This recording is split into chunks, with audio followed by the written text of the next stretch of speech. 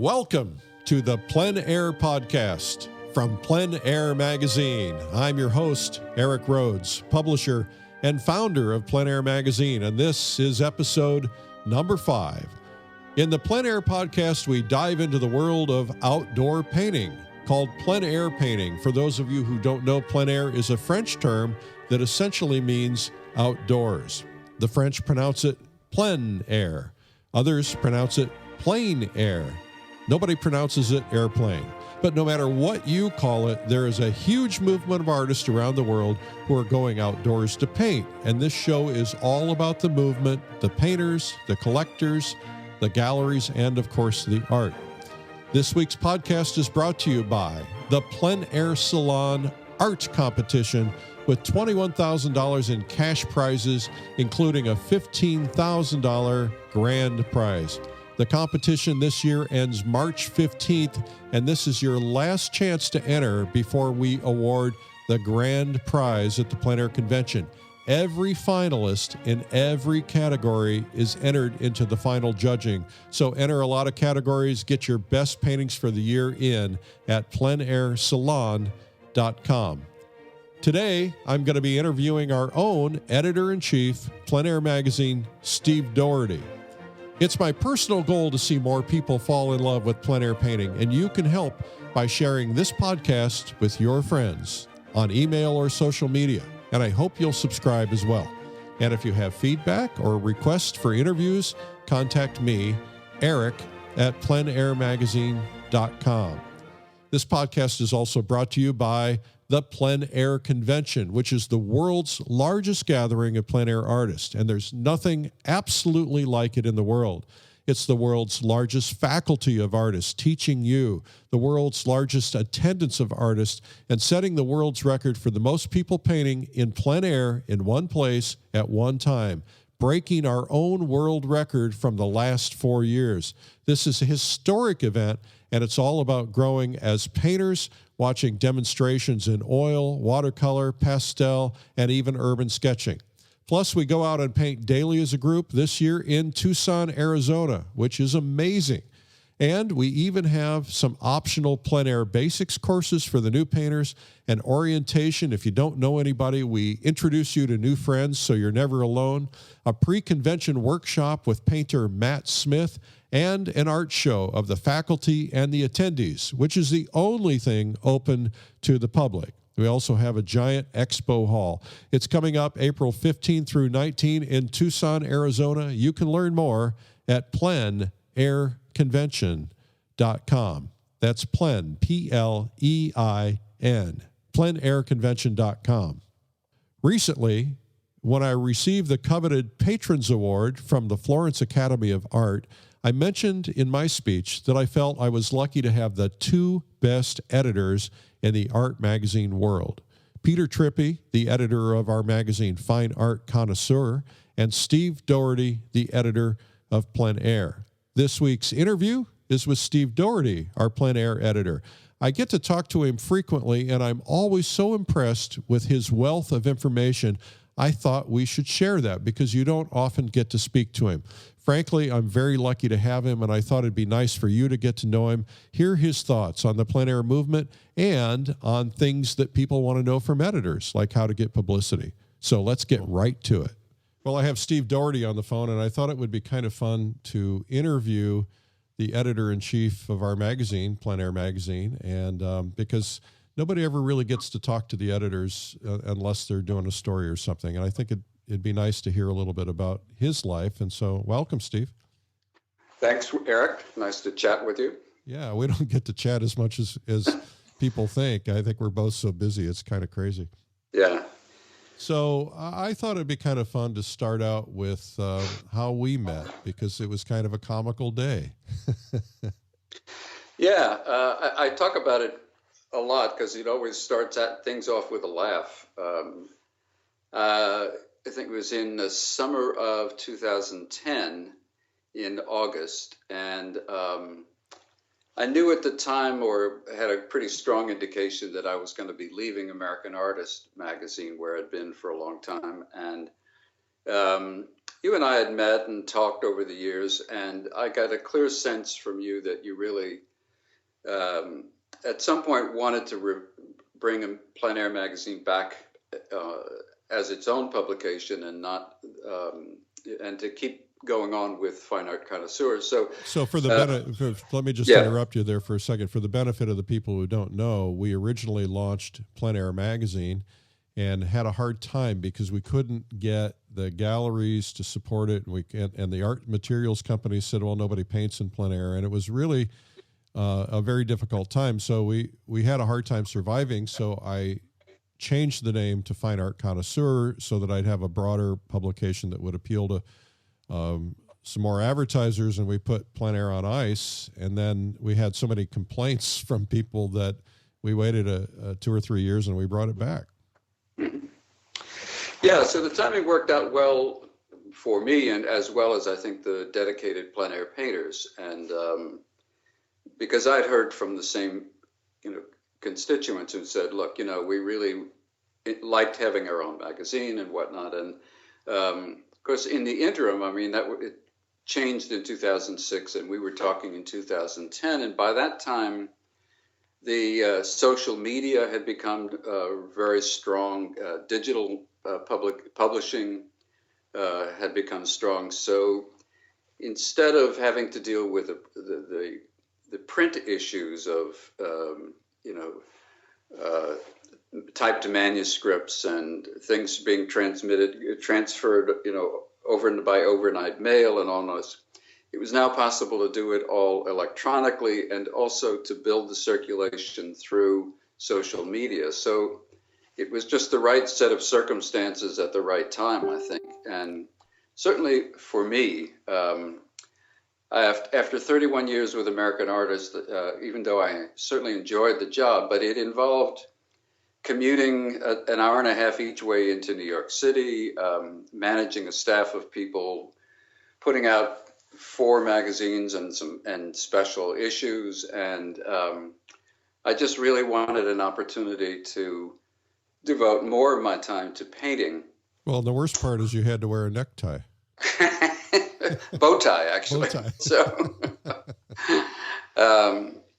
So, all the circumstances really came together to make it work for me, work for Streamline Publishing, and for the artist whose interest in plein air had grown substantially, I think, from when you first launched the magazine in 2004.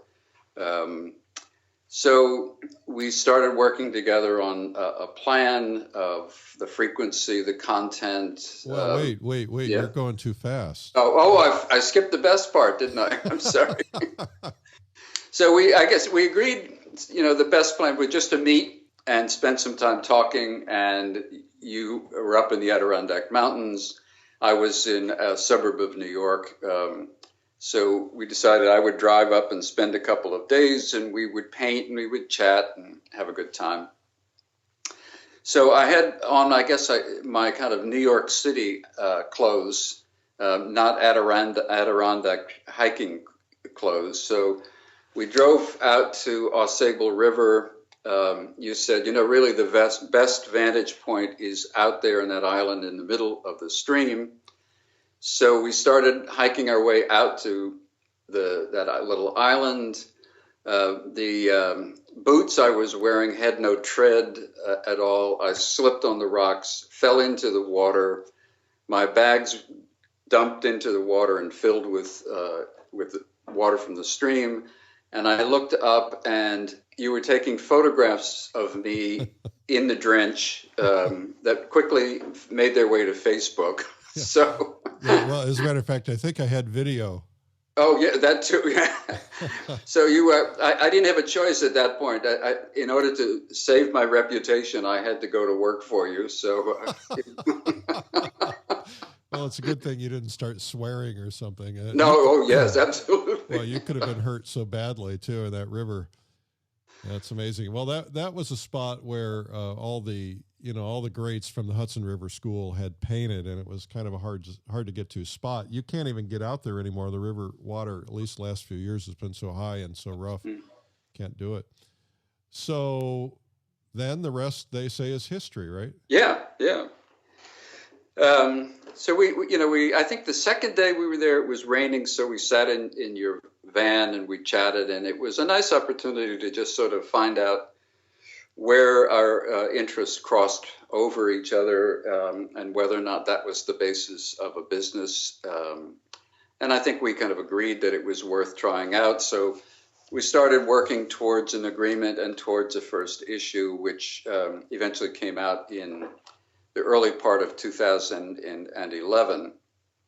And we've sort of gone, at first it was quarterly, and then the next year we increased the frequency to 6 times a year. And it's just grown ever since. And, in large part because of the interest in plein air has grown substantially. And I think anybody who participates in the plein air festivals and events, who joins up with another local group or a regional group, knows that in a relatively short period of time, there's been a tremendous interest in outdoor painting in particular, and also events. They appeal to galleries, they appeal to municipalities, they appeal to tourism boards, they appeal to nonprofit foundations. It's just a great way to get people out, enjoying themselves, learning about painting, or for the artists to share information and experience with others. And almost every time I interview somebody for an article, they will say that the biggest benefit of being at an event or going out with a group of painters is the camaraderie and the learning. You pick up all sorts of information from other painters. You share an experience that you both enjoy. So it's as they say, a win-win. It's a totally positive experience, and fits in any, however you wanted to, into your creative pursuits. Well, and I think that's I think that's one of the biggest things that you and I have in common. We're both plein air painters, and what I really am excited about, I think that it's as you know, I've said on stage at the plein air convention that it's the new golf. And what I am excited about is that it gives somebody a chance to get their creative juices flowing. When I turned about 40 or 45 years old, I'd been working my butt off for a lot of years already. And even though that's relatively young, I started realizing that I wasn't getting the creative side out. And I started painting when I think my 40th birthday, my wife bought me my first art lesson.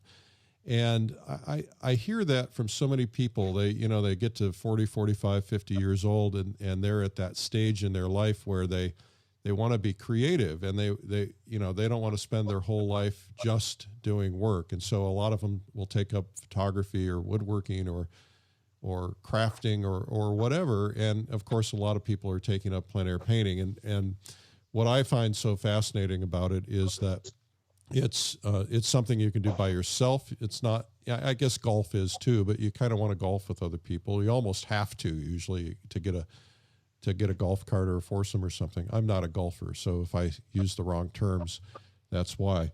But I think what's fascinating is you can go out and do it for yourself and get the satisfaction, or you can go out with a group of people. Where I live and where you live, there are local plein air groups, and you can call people and you can get together one day a week or whatever, and just go hang out and paint together and have good social opportunities.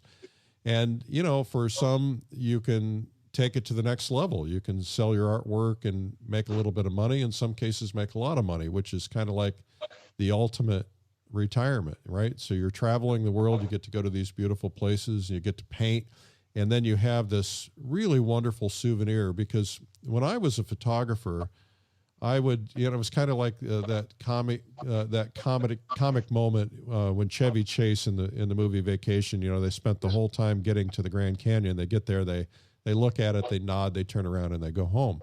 And it was like that with photography, right? So I'd go to a place, I'd take a picture, and now I'm sitting there and I'm studying the scene and I'm really taking it in, and I can remember it so much better because I've been working that scene. And so that's what I think is so valuable about this whole movement, is that it provides all of these different elements. And what I like is that we have that in common. And we have a lot of people on our team who are also painters, and that's kind of fun. Yeah, it definitely is fun. It's a social aspect of what can otherwise be a very isolated and lonely business. Studios are wonderful places for creative thought and imaginative approaches to art, but they tend to be rather isolated and alone. And while that has its benefits, I'm sure there are times when people just like the whole idea of getting together with other folks. Plus, almost everybody we profile will say the best source of knowledge about the world is right outside your front door.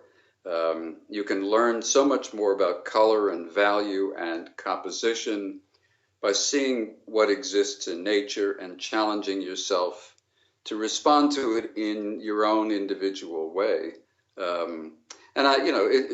The other common denominator among a lot of the people we profile is that they are people who grew up camping, fishing, hiking, or they currently have a group of friends they go hiking with, they walk around in the malls, they do something, but there's an effort to stay physically active as well as creatively active. And Plein Air offers a chance to do both of those and to take it to whatever level you want. You don't have to be involved with galleries and competing with plein air festivals, but you can. You don't have to, compete for blue ribbons, but you can. It is what you want to make it to be, and it has a lot of appeals for this time in most people's lives. Yeah, we make it sound like it's all about retirees, and though there's a huge boom among people who are 40, 50 plus, there's also a lot of young people that are getting into it as well, and that's very exciting for me. I love to see the young people. We've got one of them who actually is our videographer who works for us and is a fabulous painter, and there's a whole group of people who are under 40 or under 30 probably in a lot of cases who are just doing some magnificent painting as well and getting a lot of accolades. So it's nice to see both ends of that, and we really need that to keep this interesting and keep it going and to push the limits and take it all to the next level. You've recently had an experience where you've been an editor your whole life, but you've been plein air painting on the side. When did you start painting? When did you start plein air painting? I kind of remember it being around 1985, and the reason was I had a very close friend who was really a mentor to me, a guy named Tom Buechner.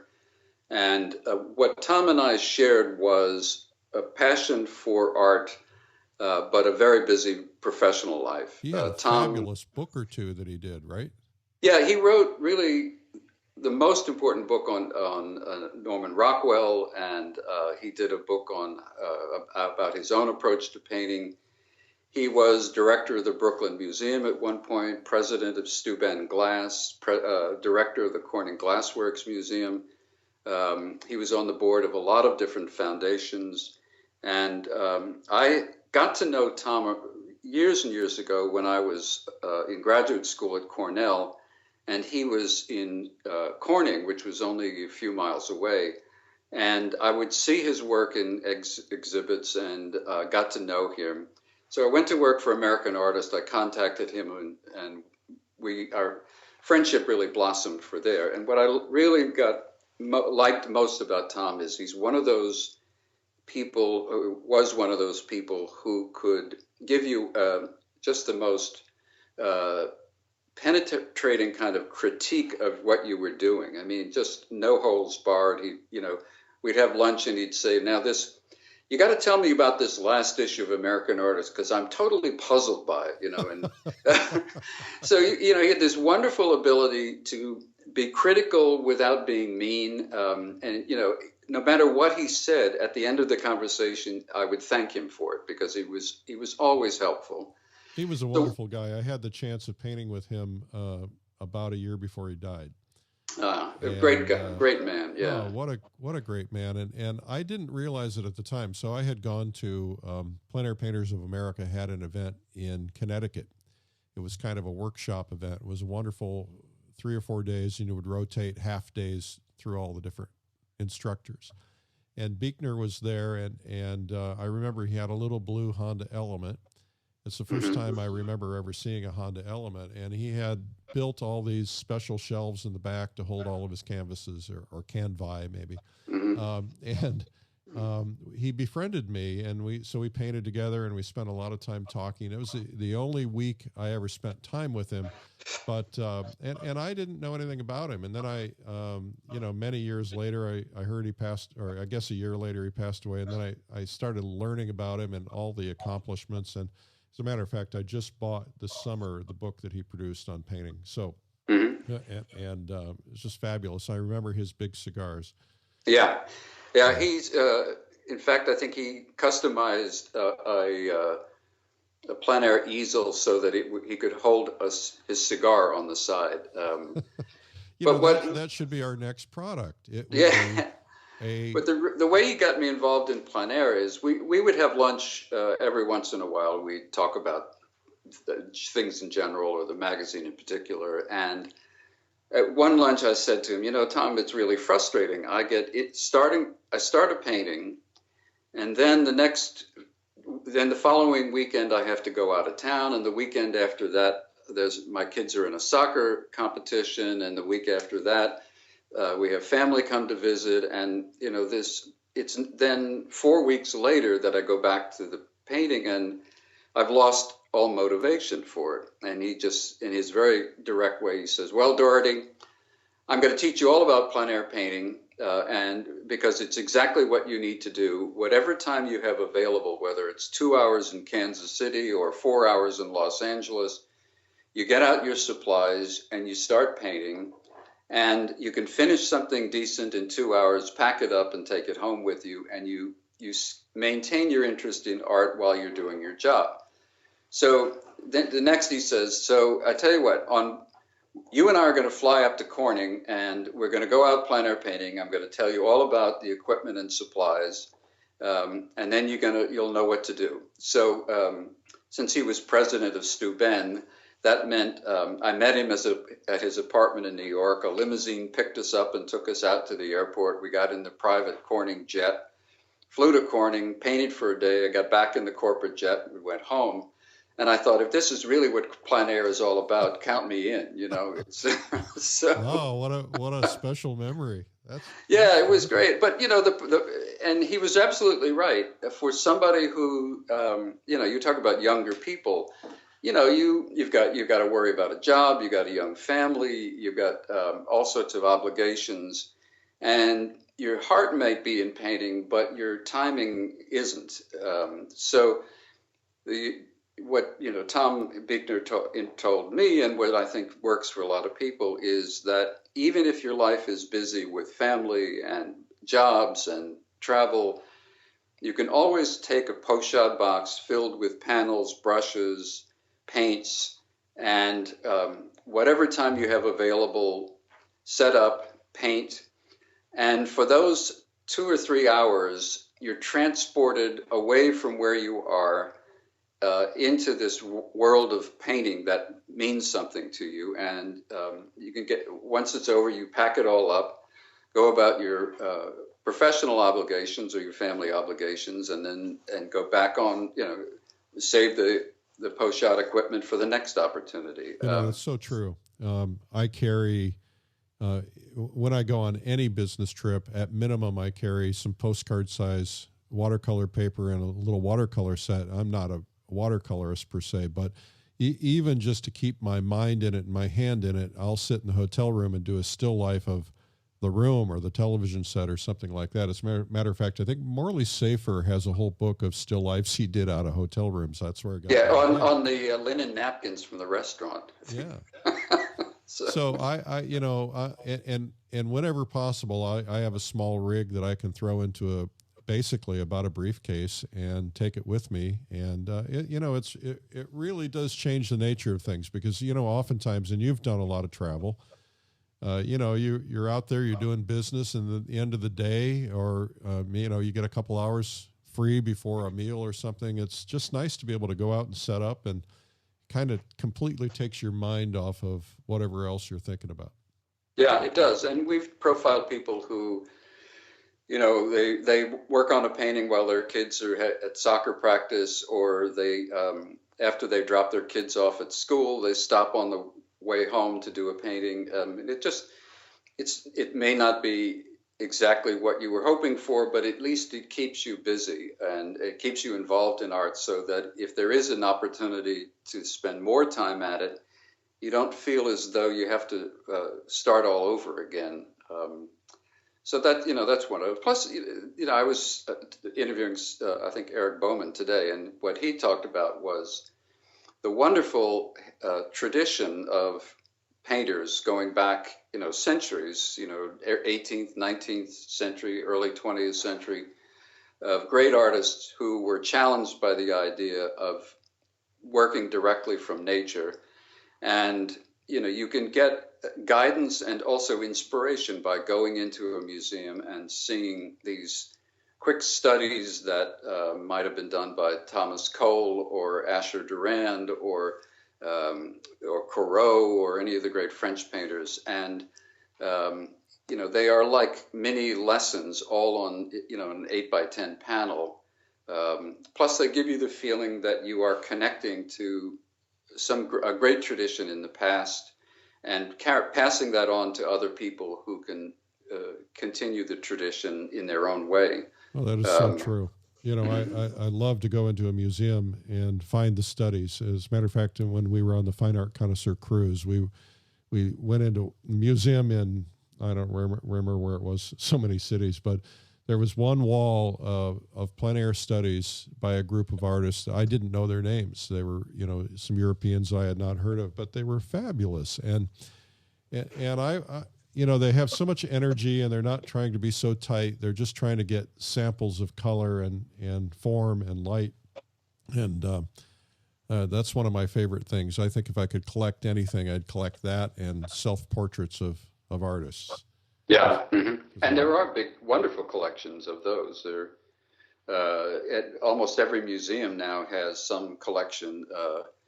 I think the Gilcrease has a wonderful collection of plein air paintings by a guy named Lee, Leigh.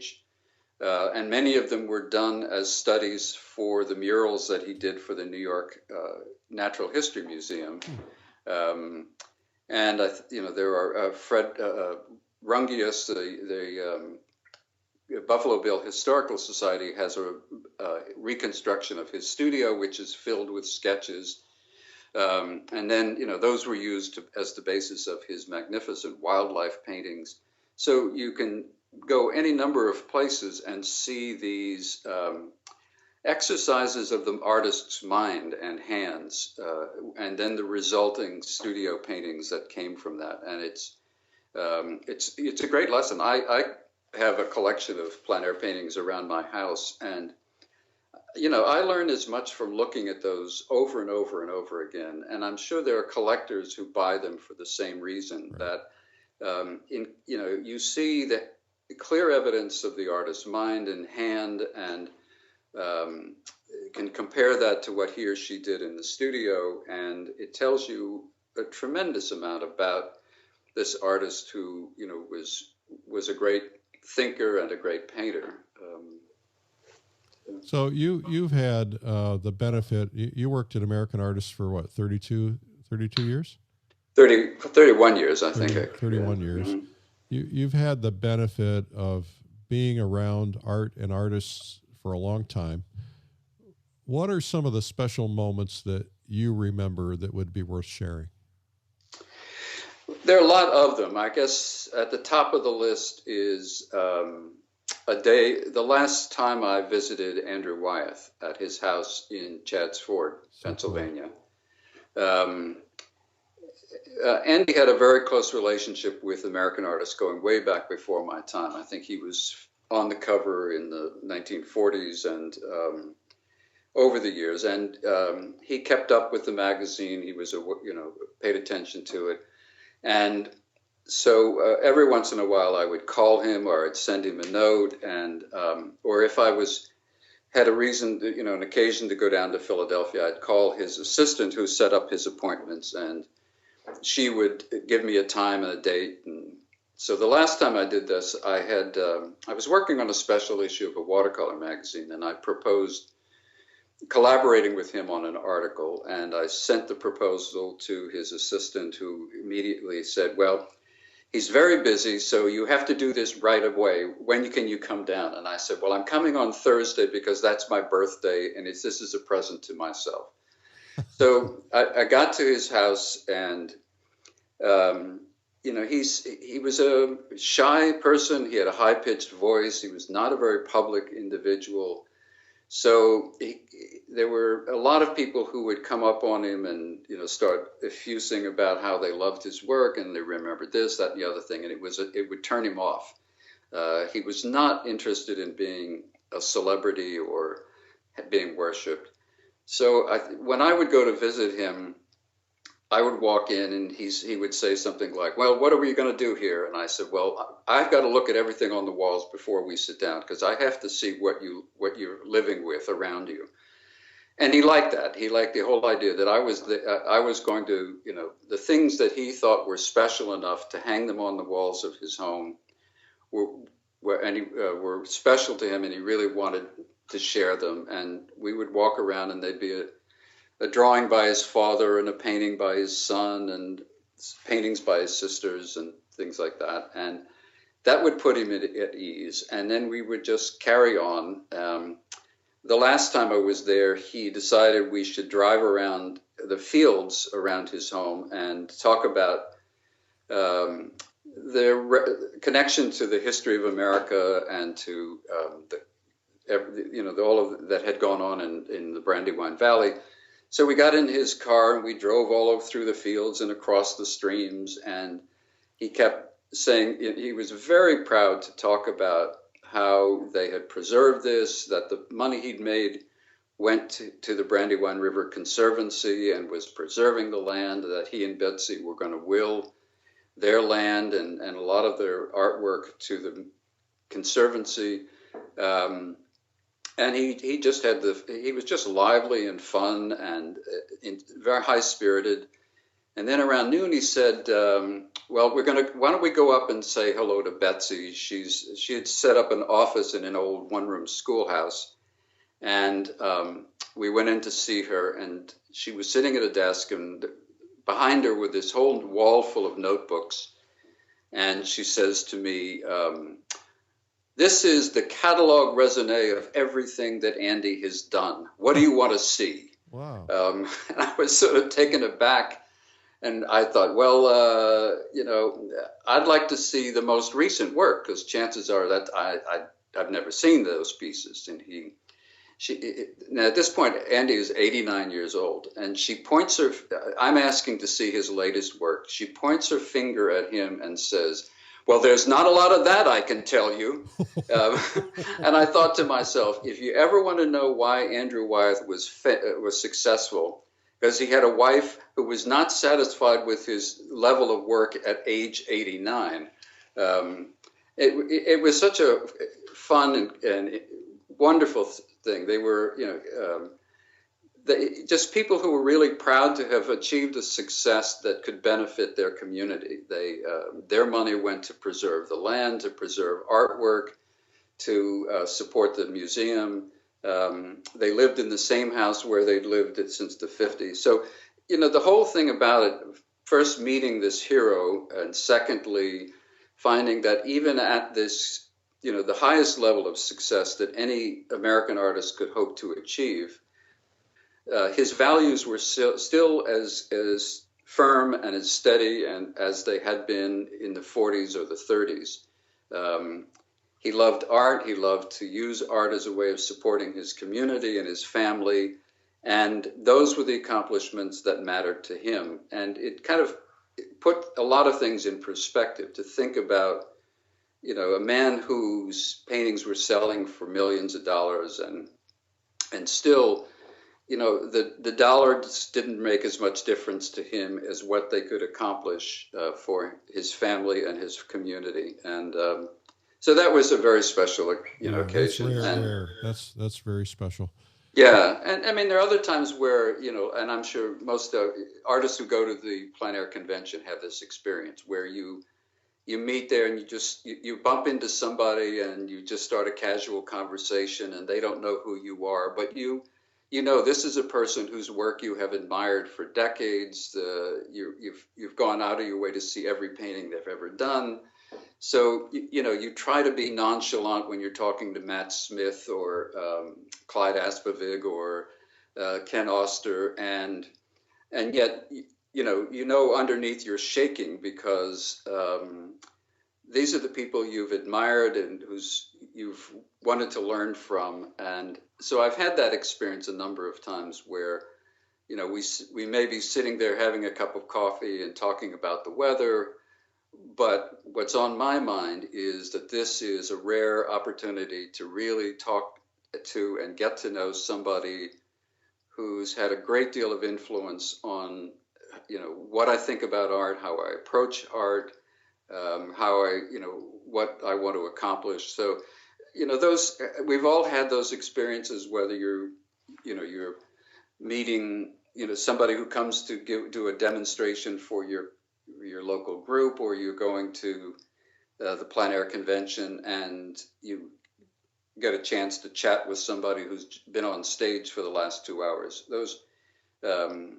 Those mean a great deal because they are the people who connect to your aspirations, your love of painting, your love of outdoors. So, I'm very fortunate that, 35 years or whatever, and I'm always having this opportunity to spend time with people who really motivate and inspire me as a painter. I think that the people that we've selected to go to these things tend to be very giving people. Of course, in any industry, there are some people who are going to be a little bit full of themselves, but generally artists don't seem to be. I'm sure there's exceptions to that. I don't know very many of them, but I think it's so neat to watch that experience. I hear this all the time from people. They'll go to the convention and they're intimidated to go, first off, because they don't know anybody, and maybe they don't even plein air paint. Maybe they don't even paint, or, they've painted in studio but never gone outside. And they get there and they find out how generous everybody is. And we have this whole system in place. You didn't get to go last year because you had something else going on, but we put in place a system that essentially helps people get to know other people, and we match people up with other people, and then we say, look, go to lunch and dinner together and hang out. And somebody told me at the end of the convention they had made their best friend after spending a week together. They made a new best friend. It was really wonderful. And then somebody else contacted me later, and they said that they had met someone who they're now engaged to. So I think that's pretty cool. Yeah, very cool. Yeah. Yeah. This is I don't think people realize what's involved in putting something like this on. You were involved in putting on Weekend with the Masters, and what a wonderful event that was.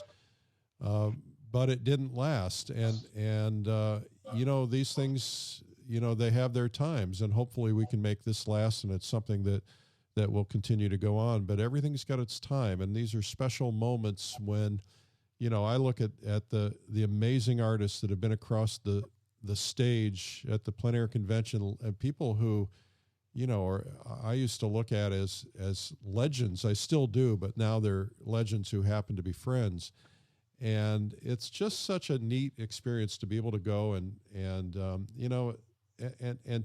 have coffee with them, and to have them walk through and critique your painting. And, I just think that's a very special time. Thank you for helping me put all that together.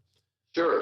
Well, it's, it is a lot of work, but then, great paintings are a lot of work. I mean, we all recognize that sometimes you have to really exert yourself to accomplish anything. And, I think you've accomplished that with the convention, and there are other artists who've been involved with their organizations, whether it's Portrait Society or Impressionist Society or Plein Air Painters of America or Oil Painters of America. But it's essentially the same kind of thing where people put in their effort and give of themselves as a way of spreading the word and increasing the satisfaction for everybody.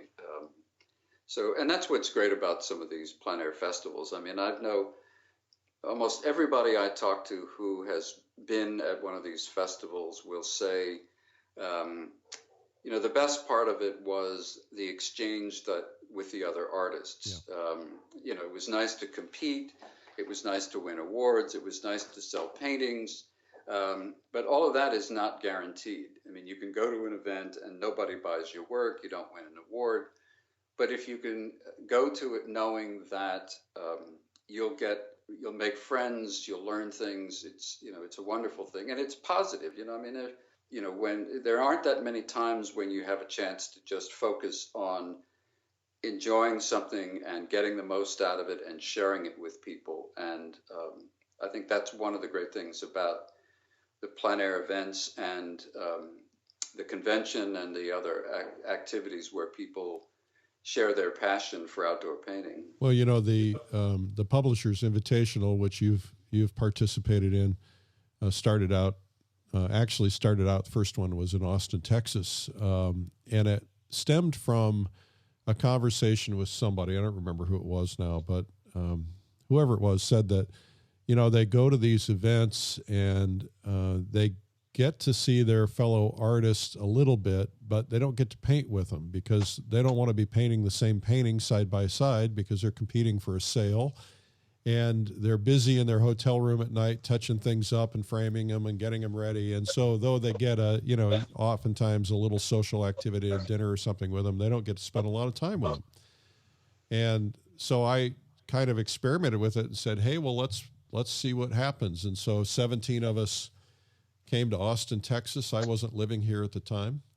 And I think C.W. Mundy and Jeff Legge, I'm trying to remember, Carolyn Anderson, a whole bunch of us. And we just hung out together and we painted every day together. And we sat up at night and we cooked and we drank wine and we just laughed and had a good time. So that's where the whole Publishers Invitational thing came from. And it's amazing to me how much that has blossomed. I mean, you think about when we first started that with 15 people and now the Adirondacks sells out every year at 125 people. We launched Fall Color Week in Maine in September or October, and that we had to limit that to 100 people. That sold out.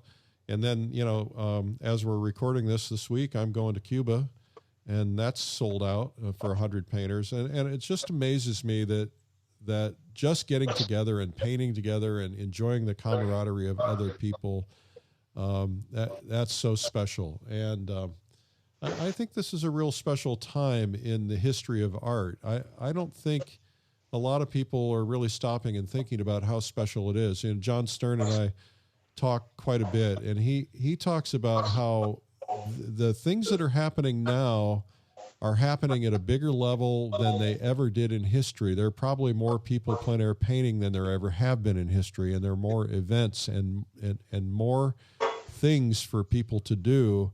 And this historically, I think, will go down as a very important time.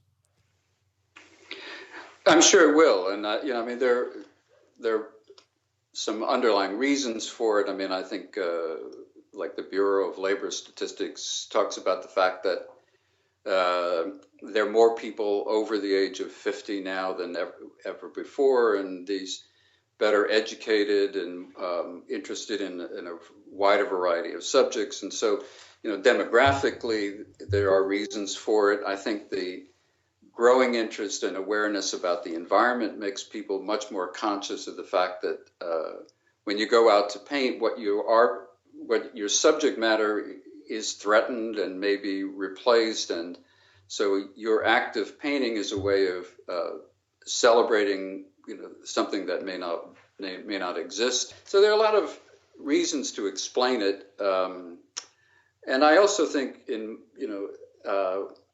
many of the people we profile will say, when I went to art school in the 60s and 70s, there was no way I could have painted representationally. There was no way I could have taken my supplies outside and painted.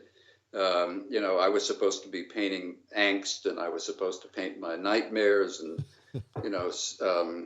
and I think so. Coming out of that and finding now that there are 30 or 40 people or 100 people you can get together with who love the idea of painting what they see and how they respond to that emotionally, it is terrific. And I think it is a sign of the time, and hopefully a sign that without having to replace modern art, without having to compete against modern art or museums, there's an opportunity for people to take a totally different approach, not only to painting, but to collecting art. I think that's another great aspect of the festivals. It makes this kind of representational painting very accessible for people. You can go to a weekend event. You don't have to sign up. You don't have to pay a fee. You don't have to give your email address. You just show up and you start watching what the artists are doing. You see the finished results. You have an opportunity to buy the work and keep it in your home. And these are, generally speaking, paintings of the places you love. So it does get back to the whole, what was really kind of a 19th century idea of artists painting what people can see and understand and appreciate, and making that connection to collectors. So, it doesn't have to exclude anything else. It doesn't have to replace anything else. We're not waiting for the Museum of Modern Art to mount a major exhibition of contemporary plein air paintings. All that needs to happen is for people to recognize that they have this opportunity that is not in any way limited by what other people appreciate or want to collect. So there's a freedom to all of that, and that makes it, it allows people to share something rather significant. Years ago, I worked with a group of people, and we did a conference that was called Art and Healing. And we had, scientists and physicians and psychologists who talked about the way that doing anything creative is physically beneficial to a person. And the great thing about painting, as opposed to, say, dance or music, is you don't have to have a great deal of training to get involved with it. You don't have to have all the physical skill that's required to be a dancer or a baseball player or a skier.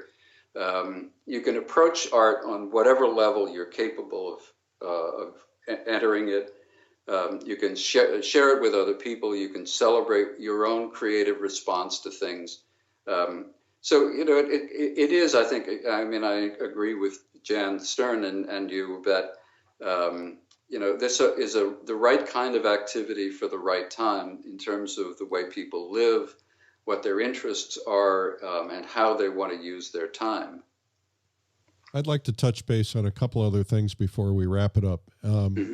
One is you've recently had a whole new experience. You've been plein air painting for a long time, but you finally decided to join in and be a participating artist at a couple of plein air events, shows.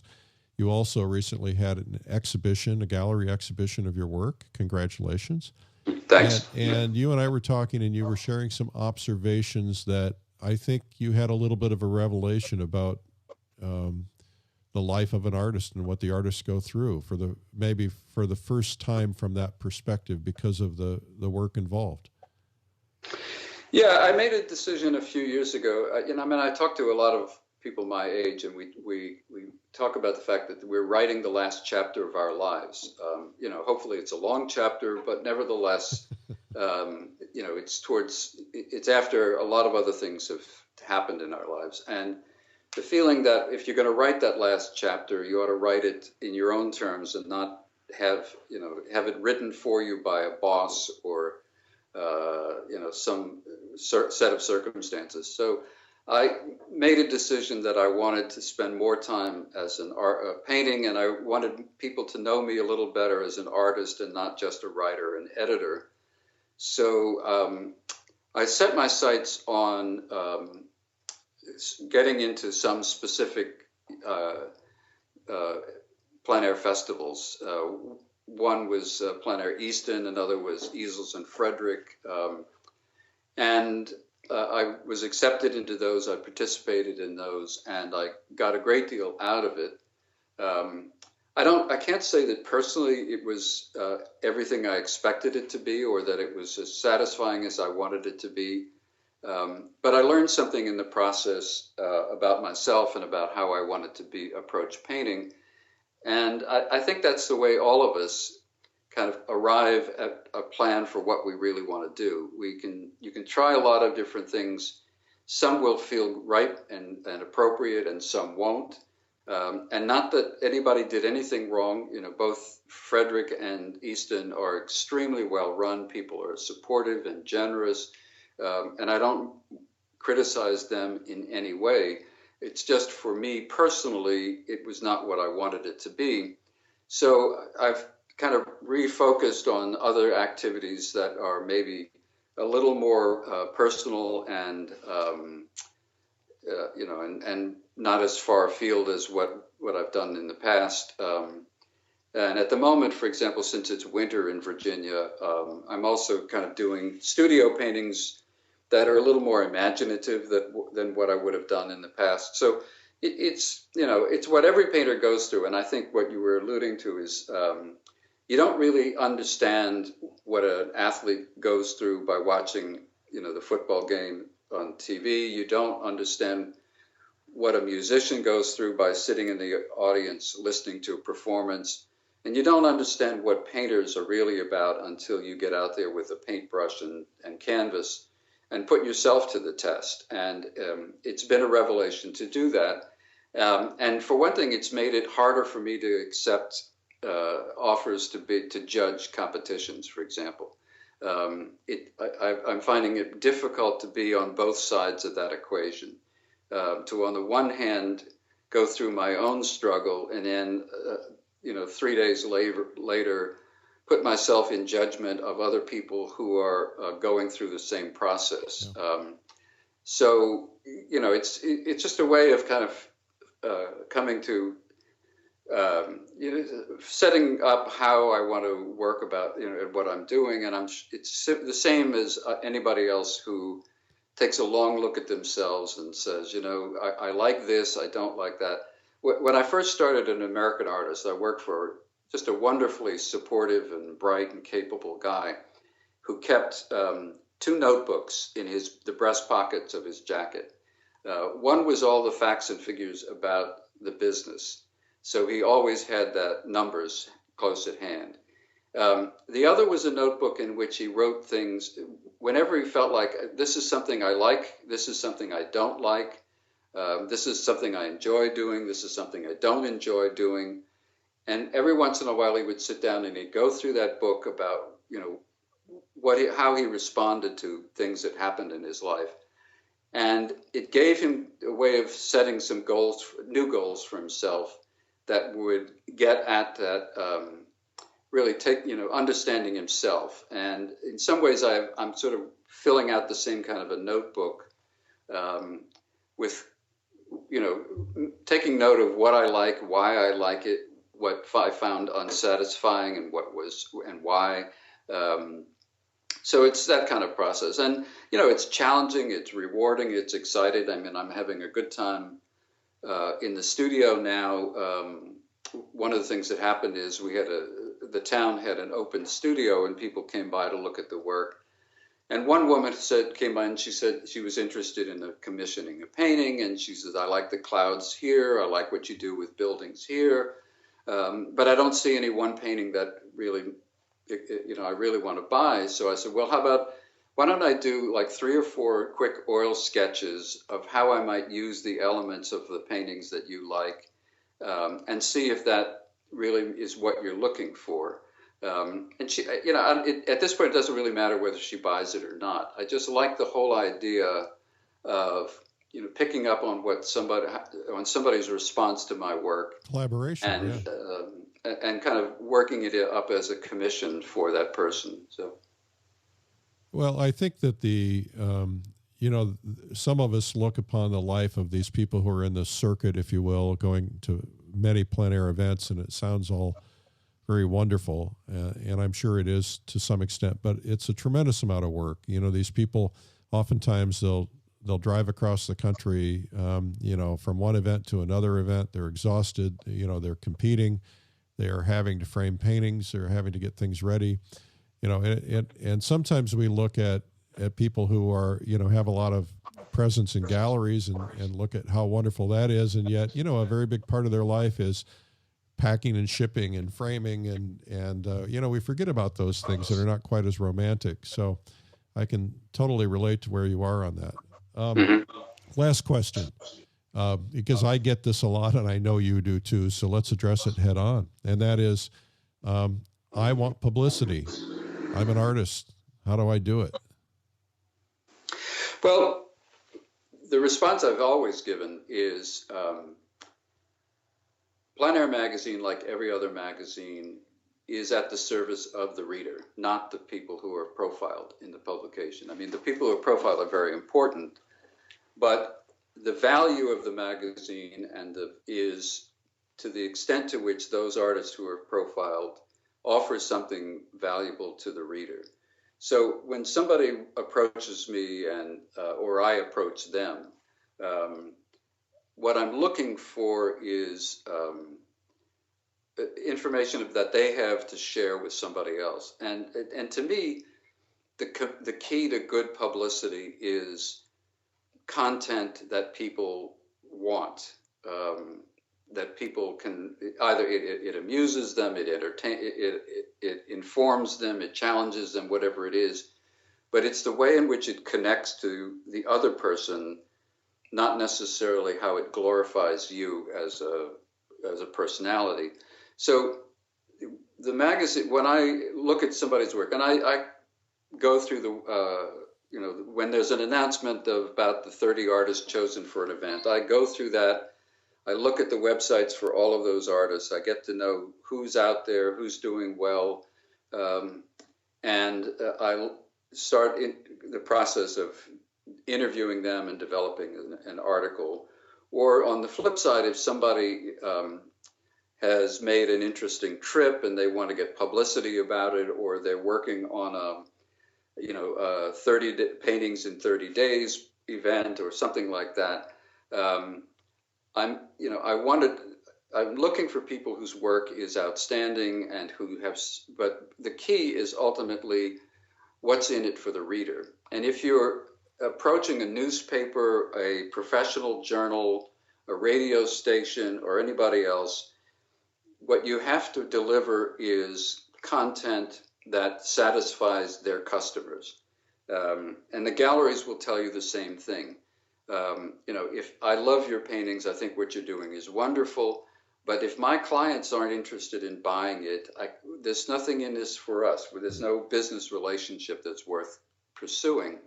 So, for me, it's a matter of content. What do you have to offer that is of value to somebody else, whether it's a collector, a student, a magazine editor? Once we've identified, like with Plein Air, once we've identified what it is you have to offer another artist, then I interview the artist. I talk about what they have that's valuable, and they don't often know exactly what it is that's going to work for the article. But as I talk to them, they'll start to discuss things that I think are really fascinating and could be helpful to other artists. And that becomes the theme of the article. So, and you get a lot, I know you get a tremendous amount of unsolicited emails and mails and everything else from people who are seeking publicity. And I know it's probably absolutely impossible to keep up with all of that. What advice would you give those people who are trying to get your attention? Well, going back to what I just said, if you're interested in an article in Plein Air, instead of just writing to say, everybody says I'm really good and I'm better than everybody that you've been featuring, so you really ought to do an article on me. That's not going to get very far. But if you write and say, look, I've developed an approach to teaching workshops that really seems to help people. We do limited palette, we do black and white studies, we do, whatever it is. These are the, after all these years of teaching, this is what I've found really helps students. That's a good reason to do an article. Or if you say, I've really been pursuing this idea that goes back to Bierstadt. I've picked up on his idea of doing really dramatic, broad vista landscapes, and here's what I've been doing. In other words, looking for a unique angle, something that is going to keep it interesting. Yeah, and is of value to the person who hears your story. Yeah. And they'll say, that's a great idea. Maybe I should be doing big, broad landscapes, or maybe I should try that approach to my next workshop. It's making that connection. Now, we always look for the best work. I mean, you may have a great teaching approach, but if your paintings don't inspire other people, if they're really not up to the standard of the magazine, I can't go very far with it. Well, and to that point, I can tell you that in Fine Art Connoisseur, Peter Trippy, our editor, one time was given a lot of grief by a very well-known painter for not ever doing an article on him. And confidentially, he said to me, you know what, he's a good painter. He's not a great painter. He's not ready for an article yet. And that it eventually happened, so the answer there is, hang in there. Everybody has their moment in the sun and their time when they've developed. We oftentimes think I know I do oftentimes think I'm better than I really am. And of course our mothers all tell us we're wonderful. Yep. Yeah. So and then I think the other thing is the thing not to say, the thing that I know the person is very proud of this moment and they should be, but the thing not to say to an editor is, oh, and by the way, I just had an article in XYZ publication. Yeah. Because, you don't want to do the same thing that somebody else just did who might, cross over some of the same readership. Right. Well, it's not fair to the subscriber. If they're paying money for me to bring them an article, they don't want it to be the same article they read last month in another magazine. So, it's a matter of bringing value to the people who support your business. And the same considerations apply to working with a gallery. There are sort of ethical and standards that you have to maintain and quality. And, you don't want to rush a whole bunch of paintings and dump them off at the gallery. You want to make sure that you're proud of what you've done, that you feel that it's your best work and all the rest of it. It's, it's all about the same kind of process of doing your best work. And recognize, I interviewed somebody today who said, I've been at this 30 years and I still am not completely satisfied with the work I'm doing. And my response was, to me, that's an indication that you're a really great painter. If you're still challenging yourself, if you still believe there's more that you have to learn and your best painting is yet to come, you're a far more interesting painter to me than if you're somebody who said, I'm the best in my field, nobody's doing any better. I don't need to be learning anymore. I just need to have somebody put a crown on my head. They're really kind of doing themselves a disservice. Yep. I would agree with that. And you mentioned ethical issues. One thing that perhaps you'd comment on, because you and I and also Peter Trippy at Fine Art Connoisseur have had numerous discussions about this, and that is that we don't allow ourselves to be bought. There's a big trend in the world of art magazines where if you buy an ad, you get a story. And my concern about that, I can certainly understand it. My concern about that is then there's a story on an artist who maybe isn't always ready to have a story on him. And then the collector looks at that and it says, well, I don't quite this is good, this isn't good. And then, what happens is their credibility goes down the tubes over time because they keep doing it over and over and over and over again. What are your thoughts on that? Well, what you're describing is the trade magazine approach. Anybody who's worked for trade magazines knows that you have to cover your do stories on your advertisers. You have to always talk about them in glowing terms. But people don't expect trade magazines to have any ring of truth to them. Everybody understands, it's about editorial is just bought and paid for. And there's a place for that. It's a way of people communicating within their industry and getting support for their ad dollars and all the rest of it. But when, what we're involved with is a consumer magazine where people don't have to buy the magazine. There are other magazines they can buy unless we bring them something really special and helpful. There's no point to it. One of the things I love when I talk to people is one of the first responses I get is, "Oh, I love Plein Air magazine. It's such a beautiful publication." And I always give you credit and say, well, that's in large part because Eric Rhoads made the commitment to a really high quality paper, a decent trim size, and a graphic format that didn't compete with the artwork.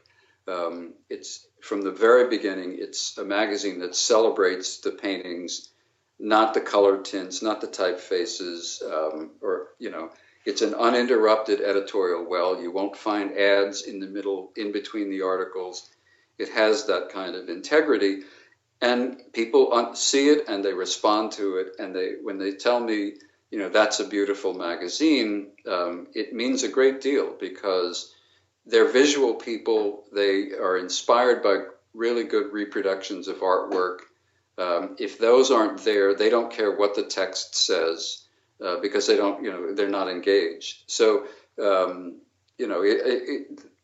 it's a difference of approach. I mean, it's like a painter choosing to put wood strips around the edges of the canvas or buy a really professional frame. One way is very professional and really elevates the work, and the other is very ordinary and plain. I used to, when I gave talks, I used to quote my friend Tom Buechner, and one of the things he said to me once, which for small paintings, is that small paintings have to look important because otherwise nobody thinks they're worth anything.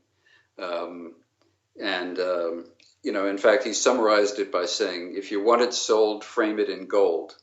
I'm not sure gold is necessarily the key to it, but his point was that you have to make it's harder to make a small painting look important than a big painting. Ironically, shortly before Tom died, he and I had lunch, and he said to me, "Now, Doherty, I don't remember having said any of the things you quote me for having said, but please continue to attribute those quotes to me and any other clever thing you can come up with." So he had a great sense of humor.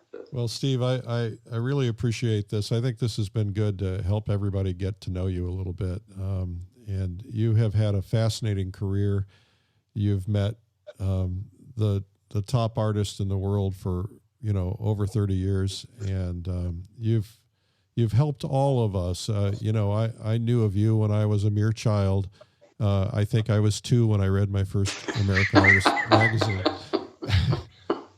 But you really have helped literally millions of artists over the years, and you're to be credited with so much, doing so much for the art industry. I don't like the word industry. I guess it is an industry and such, but You've helped inspire those of us who have been readers over the years and continue to, and I appreciate that. And I'd like to thank you. You've made this the number one representational art magazine in America at Barnes & Noble stores, and that's a huge, huge feat. And we owe so much to you for making that happen. Well, it's been my pleasure, certainly. It's a great way to spend 35 years. So. Well, and let's go painting again together soon. Okay. And of course, I'll see you at the Plein Air Convention. Yep, looking forward to it. Well, like I said, I'm lucky to have Steve, and I always learn from him. I hope you enjoyed the interview. This podcast, episode number 5, is brought to you by Plein Air Magazine's Plein Air Convention. You go there and you see your favorite legends on stage and their techniques. People like Grand Canyon painter, the great Kurt Walters, Western legends Bill Anton, Matt Smith, Catherine Statz, and Albert Handel, Linda Tibbetts, Brian Mark Taylor, Jeff Wang, Jane Hunt, Aline Ordman, incredible watercolor legend Dean Mitchell, writer, director, film director, and painter George Gallo, and over 60 others. Actually, now it's up to 72 others. I'll be doing a whole new series in art marketing each morning to help you sell more paintings and become the next well-known artist. You can learn more at pleinairconvention.com. Also, it's sponsored by the Plein Air Salon with up to $21,000 in cash prizes. The big grand prize will be awarded at the convention. That's a $15,000 grand prize. What will you do with that? So enter your 5 best paintings today. Remember, if you're a finalist in any category, look for a category where you shine. Enter your 5 best paintings at www.pleinairsalon.com. But remember, you got to get it done by May 15th. Did I say May 15th? March 15th. Yikes. Also, the interview was sponsored by easelbrushclip.com. It's just what it sounds like. Clip it on your easel and your brushes won't be hard to find or falling on the ground. Watch their video at www.easelbrushclip.com. That's easelbrushclip.com. Well, as you know, the plein air movement is hot, which is why Plein Air Magazine is now the top-selling representational art magazine sold nationwide at Barnes & Noble. So drop by, pick one up, and get yourself a subscription about half the price of the newsstands by going to pleinairmagazine.com. You can also find a subscribe button on our website, which is outdoorpainter.com. Either one. Well, this has been fun. Let's do it again sometime, like next week. I'll see you then. I'm Eric Rhoads, publisher and founder of Plein Air Magazine. And remember, it's a big world out there. Go paint it. We'll see you. Bye-bye.